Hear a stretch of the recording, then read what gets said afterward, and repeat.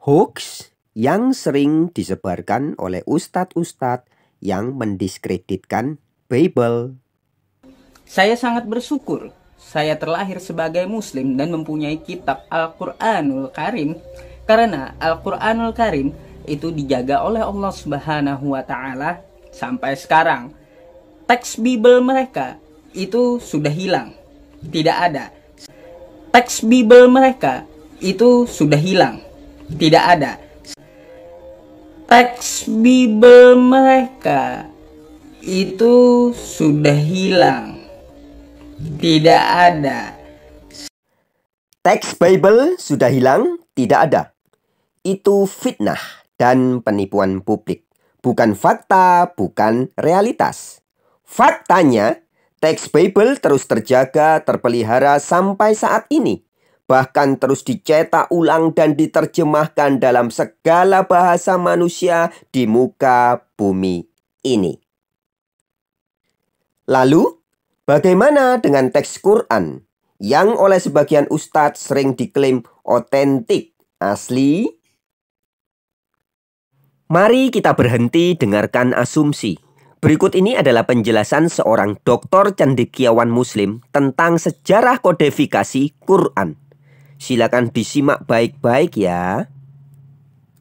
Seberapa yakin kita bahwa Al-Quran teksnya sudah fix?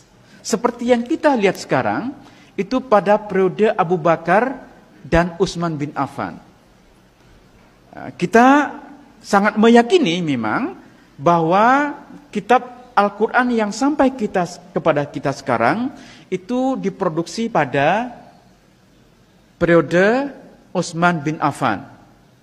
Ya, itu keyakinan kita. Ya, kalau Anda lihat Quran yang ada di depan kita ini, kita yakini ini adalah kitab yang sama yang diproduksi pada periode Utsman bin Affan. Ya.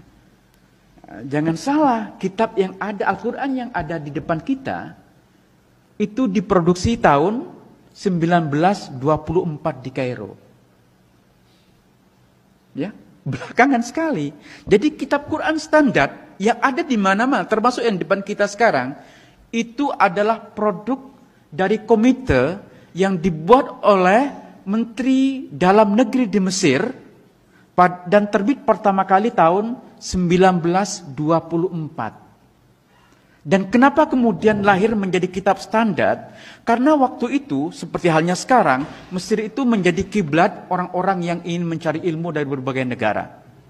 Nah, para mahasiswa yang datang ke Mesir itu umumnya membawa Qur'annya sendiri-sendiri. Ada yang membawa dari Yaman, ada yang membawa dari Turki, dari Jakarta, dari Indonesia, dan dalam banyak edisi ada perbedaan-perbedaan. Ya, kan terutama di Yaman, di Maroko, mereka membaca Quran dengan cara berbeda dengan kita. Itu harus kita tahu, ya. Dan kita juga tahu bahwa minimal ada 7 bacaan Quran yang dibenarkan. Jadi ketika Al-Quran versi tertentu dari yang diterbitkan oleh satu negara berbeda, bukan salah, karena mereka menuliskan itu sesuai dengan bacaan yang mereka ikuti. Bacaan yang umumnya diikuti oleh kita di Indonesia itu bacaan Asim. Ya. Nah, di negara-negara lain mereka menggunakan bacaan yang berbeda. Nah, ini bagi pemerintah Mesir dikhawatirkan akan membingungkan ketika mahasiswa dari berbagai negara itu membawa Qur'annya dengan versi yang berbeda-beda. Maka kemudian dibentuklah satu komite untuk menyatukan versi Al-Quran. Setelah melalui berbagai perdebatan, karena banyak yang tidak setuju, termasuk juga untuk mencetak Al-Quran, karena khawatir bahannya najis katanya. Ya, apalagi mesinnya dibuat oleh orang kafir. Ya, jadi banyak yang tidak setuju bahwa Al-Quran itu akan dicetak. Tetapi walaupun ada banyak penolakan, komite yang dibentuk oleh Kementerian Dalam Negeri di Mesir berhasil menerbitkan pertama kali tahun 1924.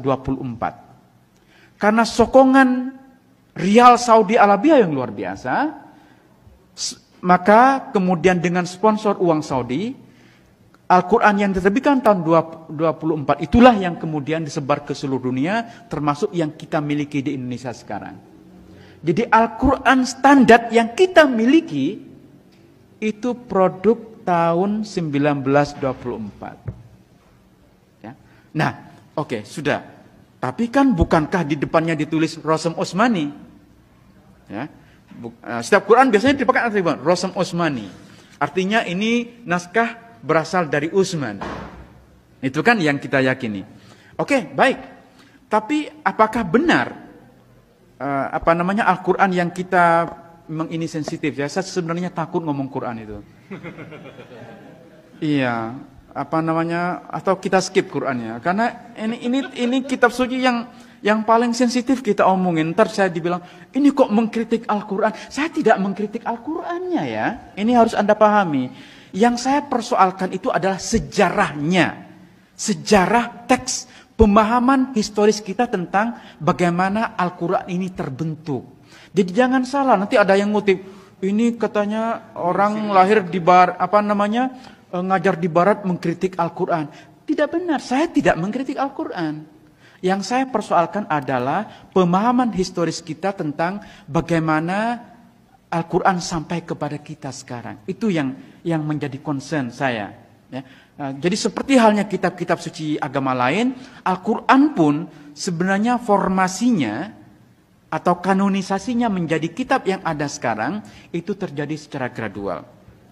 Kalau Anda baca kitab Ibnu Abi Daud Al-Sijistani yang berjudul Kitabul Masahif, ya, bahkan judulnya saja menarik, Kitabul Masahif. Artinya Masahif itu jamak dari mushaf. Artinya lebih dari satu mushaf, ada banyak mushaf. Ya. Nah, Al-Sijistani ini bercerita tentang inisiatif dari khalifah kelima dari Bani Umayyah, namanya Abdul Malik bin Marwan. Jadi Abdul Malik bin Marwan, khalifah kelima dari Bani Umayyah, bersama gubernurnya di Irak bernama Hajjaj bin Yusuf, mereka berdua membentuk satu komite untuk mengedit Al-Quran. Coba bayangkan, proses editing Al-Quran itu masih terjadi pada masa Abdul Malik bin Marwan.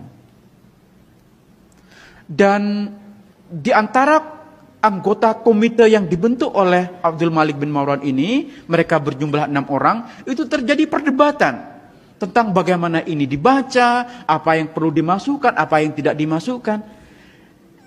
Ya memang, ya ini kitab suci kita ya, masa iya Quran diedit gitu.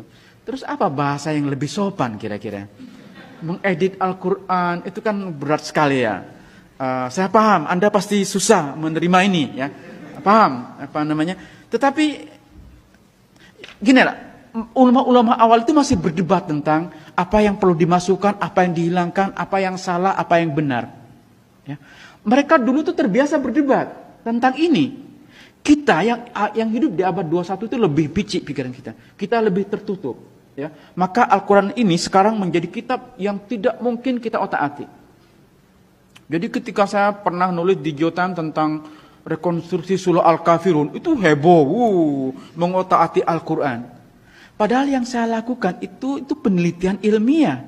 Itu berdasarkan teks-teks kuno Al-Quran yang sekarang ditemukan di berbagai belahan dunia.